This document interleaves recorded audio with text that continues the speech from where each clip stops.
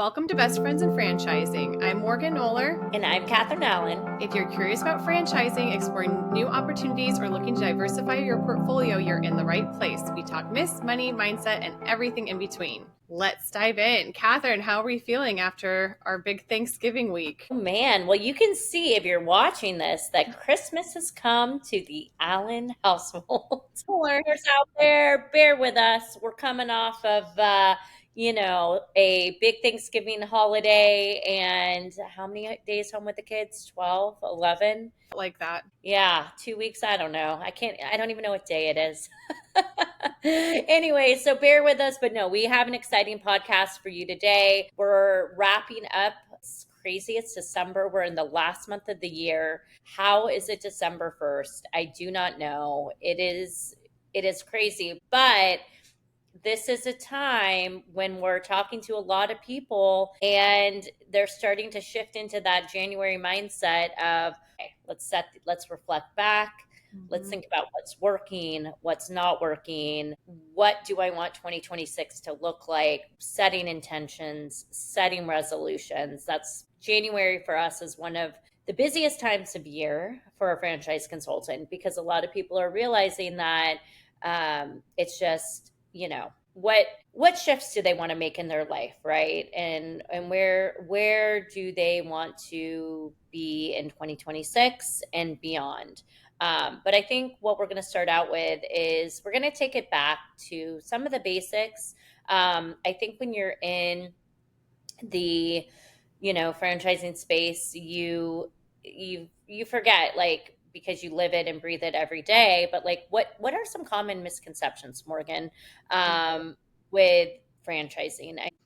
Yes. So I think coming from at least for me, the misconception was that it had to be a brick and mortar. Coming from interior design and event planning, I was always my own boss. I had my own company both times. However, in my mind, in order to shift from being a business owner into a franchise business owner, I had to then buy a location or lease a space in order to do it. So I was very narrow-mindedly focused on coffee or avocado toast or something more glamorous where I was going to be a shop owner and that was going to be my franchise. And the more I dove into the overhead costs and what that space really looked like, I immediately started to pivot into things that I could run out of my home. Being a mom and a wife and having a busy schedule, it just didn't seem like that was going to be a good fit for me. And I think that's been my job as a consultant so far, is just training people to open their minds a little bit and see what else is out there that doesn't involve a physical location.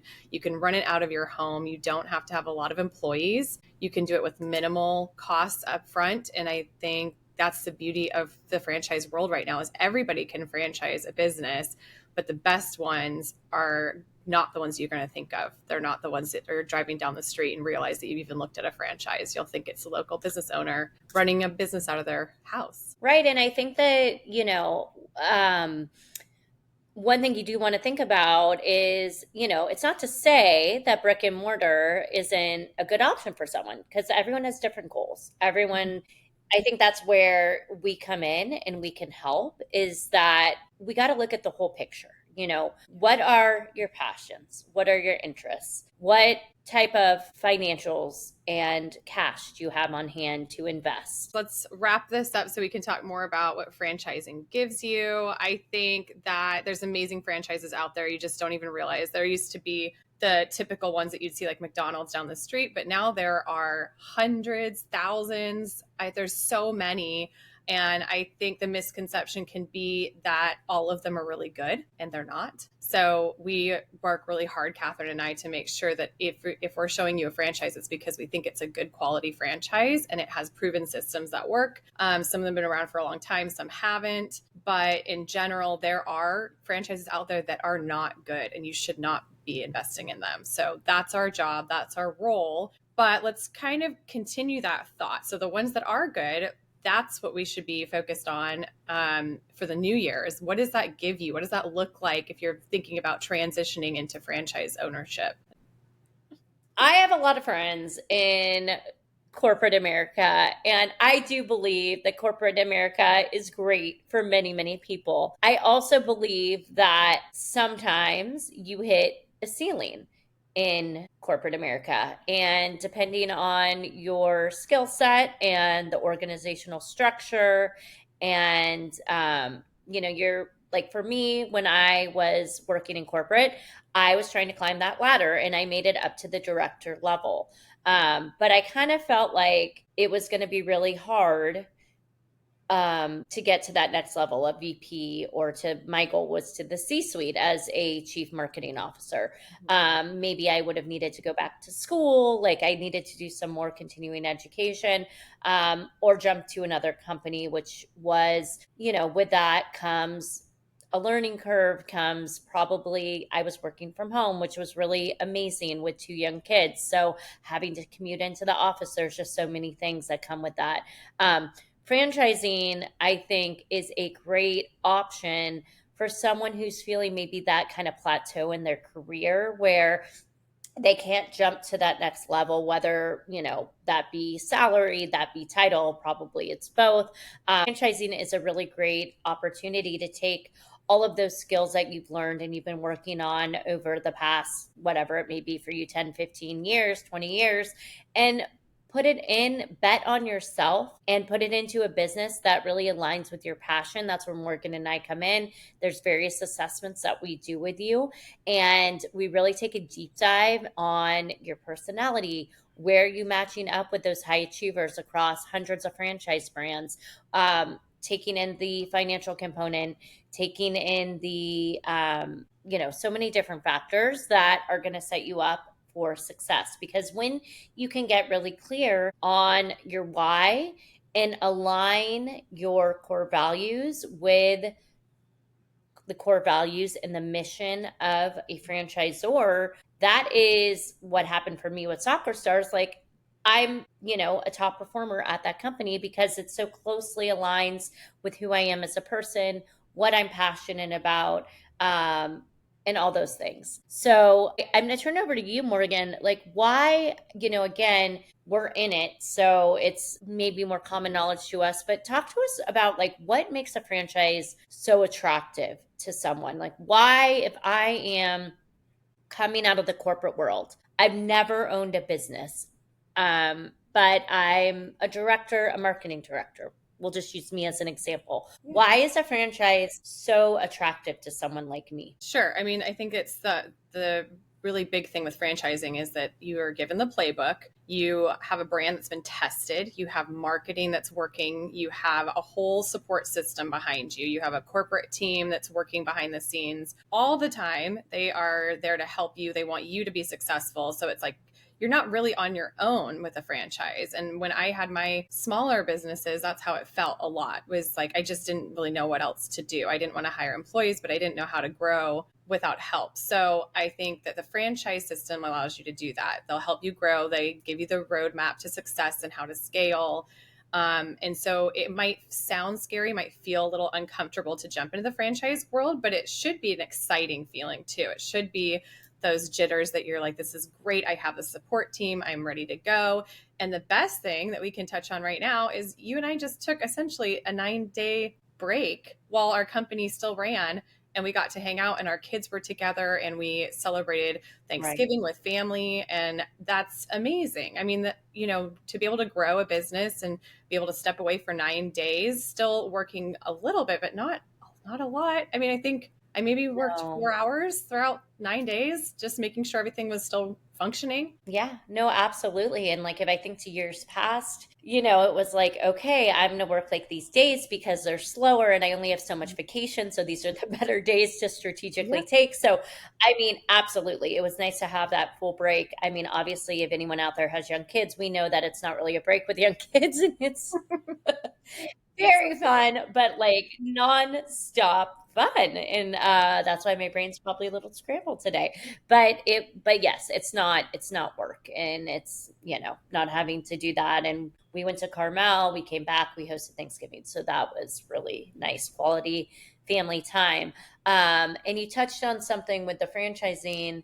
And I think that I was talking to a client the other week and he asked me a question, which was, why would someone buy a franchise? Why instead of going out and doing their own thing?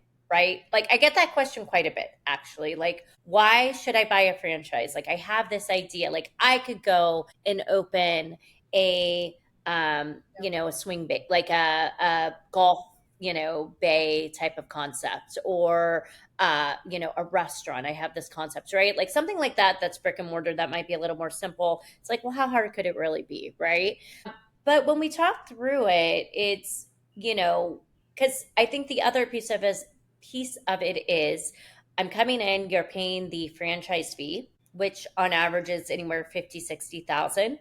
Plus, then you have the initial investment. So when you buy a franchise, you have the franchise fee plus that initial investment. Now, if it is a home based business, which is what Soccer Stars is for Morgan and I, and that was one reason it was so attractive to us, is that initial investment fee is a lot less than if you have a brick and mortar location. For me, that needed to happen because I didn't have the capital to buy into a brick and mortar location. And that was a part of what made this business model so attractive is I was break even within the first 4 months. Like that's pretty impressive to say for a business concept. With if I had gone out and tried to, let's just say, do Soccer Stars from scratch, and the conversation with my client, it's think of the time and the money and the resources it would take to set up the business and build the business. So, I mean, again, I'll speak for myself. Coming from a corporate background, I have never run a business. Even buying into a franchise, and Morgan, I'm sure you can agree, where you have the systems set up for you, you have the playbooks, you have the support around the clock. That's a learning curve. It is a learning curve to go into a new industry, which, if you're starting your own thing, like, I mean, let's say maybe you were a server in a restaurant and you wanted to own, start your own restaurant, something like that. Yeah, you do have the working knowledge, but like the business side of that, it's a lot. Like if you think about HR, if you think about legal, if you think about marketing, if you think about sales and business development, there's just so much that goes into all of that. So just the time and the money to get that set up and figure it out and create what's needed to start building that business. You easily could be at that franchise fee. Then take over time. Now you own a franchise and you have royalties. So royalties on average, I would say what I 8%. see out there is anywhere from, yeah, like I was gonna say like sliding scale, 7 to 10% average would be about, yeah, like 8%. That's what we pay at Soccer Stars. And so you're paying 8%, and sometimes these are structured a little differently depending on the franchisor, but for us it's 8% a month, and that is on total revenue, so that is building over time. But again, if you think about how fast we were able to scale versus if we had done this ourselves, again, if you were to do this cost analysis, what our conversation culminated in was it probably was about equal, and Yeah. maybe it was cheaper to have the I, franchise. Yeah, I think financially, I agree with you. I think the big takeaway in general is that you can do it, but you're not going to get the results as fast. It'll take you longer. And so I really believe that because I think part of what's brilliant about the franchise world is we all talk to each other as franchisees. So it's working well for someone. You get all those ideas. So if you're on your own, I mean, you could be looking across the street at a neighbor and maybe you're doing something similar, but this is so different. You have this whole network of people that can get on calls and talk to each other or do Slack messaging or however they want to communicate, but communicate what's working well, what's not working well, or hey, I'm struggling in this situation. I'm not getting the numbers I need. And then everyone's problem solving together as this like huge group and like community. So, yes, you could totally start a business by yourself, but you're not going to scale as fast. You won't be as successful as quickly. And you won't be able to learn from other people's mistakes. You're going to be making a ton of mistakes. I mean, everybody does, but with the franchise system, the way it's set up is they're trying to allow you to grow without making those mistakes. They've already done that. That's why it's a proven system. It's a proven brand. Right. They've already figured that out for you. So they're taking a lot of the guesswork away. And that is a much lower risk for anybody thinking about business ownership. If you're buying into a franchise as a business, I think it's lower risk than if you're just starting your own business, especially if it's a brick and mortar. those, I mean, I've talked about this. The same restaurant has had turnover 4 times now. And all I can think of are how many franchises are Hmm. out there that I know that could be going into that location and making money and being profitable so fast. And even with the golf one, Catherine, like there's Right. a guy in our Right. town and he did the golf simulator and I'm sure he's doing really well, but it's not a brand. It's just like him out there on his own. And maybe that's how he wants it. But I think it could be a lot bigger and probably making a lot more money if he had followed some kind of proven system that's in place. Yeah, and my friend, I referenced that we were talking about the golf simulator model, and he's like, "Oh, we did have one of those in town, and she was doing really great, but then she closed because something came up with the lease on the building, and he doesn't know what happened, but she didn't know what to do. You don't know what you don't know." So he was like, "Is that something that franchisors help you with?" I'm like, "Absolutely. All of these established franchise brands that have brick and mortar have a team of people that are helping you find, not only map out the territory and strategically say this is where you should go based on demographics Yep. using software, but then they're helping you secure and negotiate the leases on these buildings, which again, like, if you have a background in real estate, you know how to do that. I do not. So I think that, yeah, there's just so many reasons why franchising is a really attractive business model and opportunity for so Mhm. many people who are, again, feeling like they're maybe plateauing in their career. They're just not happy. Maybe they've lost their job. I mean, speaking of jobs being lost, like, let's talk about the real fact of AI, right? I mean, I had a client I was talking to the other week, and she was laid off twice within the last year, and she was in digital marketing. And I will say, as someone who was in marketing myself, I was really worried about that because marketing is absolutely a job, a role, being a function being impacted by AI. I mean, I use ChatGPT a lot in my business, Canva. I am now a graphic designer. Probably not the best. But I mean, again, obviously Soccer Stars does a lot for us, but with Canva, with ChatGPT, I can do a lot. You're talking like scheduling roles. What we were talking about a bunch of them. Yeah. Like there's a lot of things that we use. I use virtual assistants more than ever now, so like that's also different cost. Customer Yeah. service, call centers. There's a lot of jobs that are just on the list and not going to be there anymore. And I think that we're going to see more and more people scrambling a little bit and trying to figure out their next move in 2026. So franchising is a great option. It also reminded me when you were saying like marketing and in a job, it's sometimes you could be on this call or listening to this podcast and thinking, I'm really tired of seeing the corporate America grow and my salary is staying the same. So that's something that I think we should talk about too, is like as AI is replacing these roles and you are thinking about leaving your current job, you'd be building your own wealth. You'd be building your own company up. You wouldn't be building somebody else's company up. So you could work just as hard. There was some quote recently that I was just thinking of, and it's like, an NBA player is incredibly successful, but not because they aren't working hard.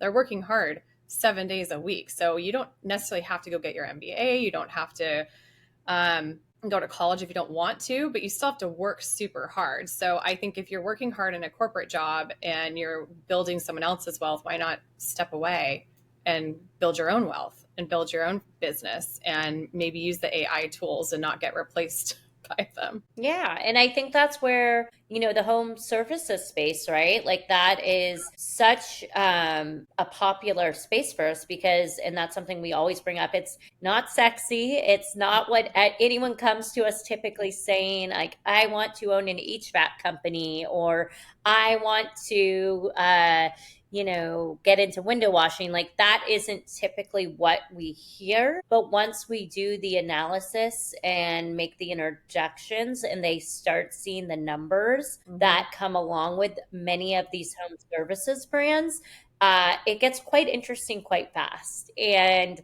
it's definitely something that is recession resistant. It's AI resistant. So these are the types of conversations that we're having quite frequently with people. Um, because yes, AI may eliminate your job. And so now you're out of a job looking for something to do. And I think franchising is something you should consider. And then the other piece is okay, now when you're looking at a business, a franchise business, what is a business that won't be replaced by AI? And so home services is just something that comes into play there. Yeah, and it is. And I think the nice thing about some of these franchises is that they've figured out how to have recurring revenue. So it won't just be like a one job kind of thing. Like you don't just do one job and then you're constantly selling and looking for the next thing. So the really, really great franchises out there will either have some kind of a subscription based model or something that you just can't live without, that just keeps you coming back. And there's so many out there now that are figuring out ways to pivot where you can even get like two franchises in one, like carpet cleaning and restoration. So you have the insurance side, but you also have this other repeat customer of carpet cleaning. So yes, I think these franchises are getting smarter too. As AI is taking over, they're being more creative with their call centers and their 24/7 support for the franchisees. So they're aware and they're listening. And even like with soccer stars, like tech and marketing, they're constantly trying to keep up and advance and pivot. And I think all the franchises are doing that and they're doing a great job. But we're going to see more and more how they're going to use all these tools to get more creative in the future. I can't wait to see where that goes. Absolutely. And I think the four things, right, you want to think about like what are the four things people are always going to invest in? Aging parents, senior care, home service, well, home, like things to Yep. do with your home, children, Children and and pets, pets. and then their health. And Yeah, then their health. So the maybe health it's and five health. things because children and pets, I mean, I feel like they're kind of interchangeable to people. Yep. But also, yeah, their health and longevity. I mean, the longevity space. We had Alicia on Visconti the other week, and she was teasing some, new concepts that she's eyeing to bring into our portfolio that center around longevity and health because I think there's such a push right now. And I mean, there has been for a while, but it's not all about the lifespan, but it's the quality of life that you're living, right? We all want to have that quality. Like obviously people are living longer with medical advancements and things like that, and health and nutrition and wellness, so we're all living longer, but we want to make sure that we're enjoying that quality of life as we live longer and that doesn't decline. So I think that there's going to be a lot of new concepts coming on to our portfolio and just in general that we'll probably start see popping up that Yeah. will be addressing that issue. So I'm excited for that. And the pets and kids, I love thinking about that because of the last week. That's all I spent money on. Now that I think about it, was pets. Pets was boarding Pets and and kids. kids with it. Yeah, that was my whole week went to spending money on my children, getting them new clothes, making sure they had all the things for school, and then the dogs were a huge cost for boarding and food and grooming. Grooming's a big one, a big franchise right now, mobile Yeah. grooming. So you're always going to spend money on those two things for sure. And then the home services, yes. And what was our fifth one? Senior care. Um, Senior care is Senior big. care. We talked about senior care a lot this week for sure with some of our friends. That's a big topic too, because our parents are getting to that age where we really have to start thinking about those things. So great Yeah. great categories to think about coming into the new year now that we are officially in December. And really quickly, Catherine, let's talk a little bit about these high performers. You have some of these qualities that are amazing for franchise ownership. And I think in general, we should talk about that because if you're a high performer and you're coming from a different job and you're thinking about franchise ownership, but you're wondering if it's right for you, the answer is yes. It's definitely right for you. But Catherine, what do you think the qualities are that we should be thinking about? Someone Mhm. who's a high performer.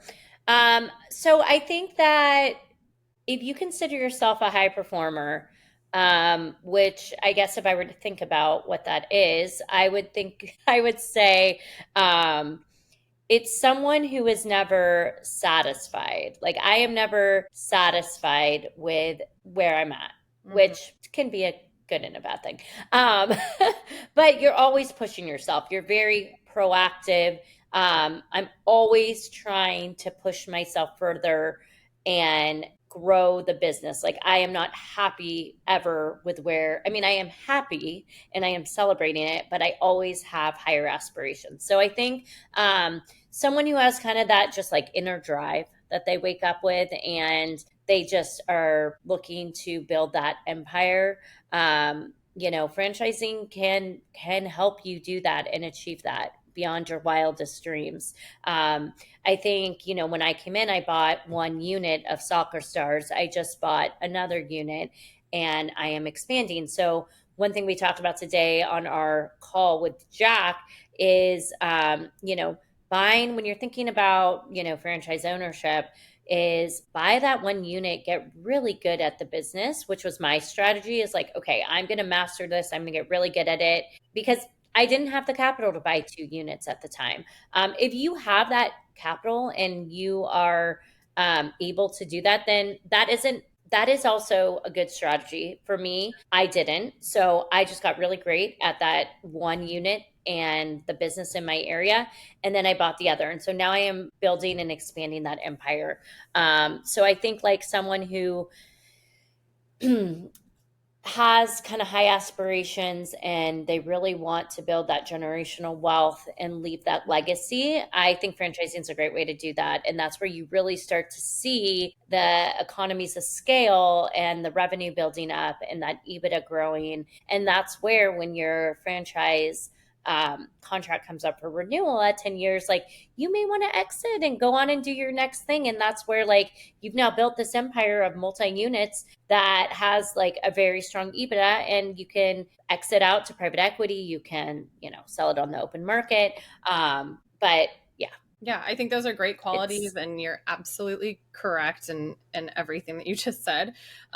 Especially the multi-unit option. If I had had, I couldn't have bought more because I was maxed out. Someone else had already bought the territories around me, which was a bummer. But if you have the capital, I agree with Catherine. You should definitely get what you can get, but grow it in a pace that's comfortable where you know what you're doing first. So I think the high performers are all doing that, especially in our franchise system. The other thing I think they do really well is that they're resilient. They don't give up. Like, you're going to have bad days and good days, like with any business ownership, but you can't let it get you down. You have to be tough and you have to be strong, and you just have to keep going because the system is built. It's there for you to succeed. So you can't fail. The only ways that you fail is if you just stop trying. Then you definitely will fail. But if you just keep trying, keep moving forward, those high performers, that's what they're doing. They're waking up and showing up every single day. And I've said this before, and I think it's so funny to think about, but when you have kids, I don't think you really realize after your first baby that, like, there's no stop. You realize you've had this child, that's it. Like, you have it forever. So, like, you have to wake up every single day. There's no sick days. You are a parent from that day forward, 24/7. That's your new job. And franchising is not 24/7, but if you keep showing up every single day, it's going to grow, it's going to thrive, and it will be successful. And I think those high performers know that, and they wake up and they show up and they just keep following the system and asking for support when they need the support. And I also believe, speaking of support, that they're not afraid to ask for support. And I think that's also a quality of a high achiever, because if you're too scared or too timid to say, hey, I'm struggling, or could you help me with this, then you're just suffering in silence, and that doesn't help anybody grow either. So those high performers, they are on the calls and they're asking the questions and finding new ways to expand. And so I think those are all great qualities. And I will say that I have seen, at least with some of the clients recently, are coming in with not a ton of business ownership experience, but I still think they could be high achievers. So don't assume that you have to come from corporate America or have owned your own business before. You could have been a server, you could have been a veteran, you could have been following a different type of system. But as long as you're showing up every day and you're resilient and you're willing to work hard to make money, you're going to be a high achiever for sure. I want to end it with this. I love your analogy of it being a baby.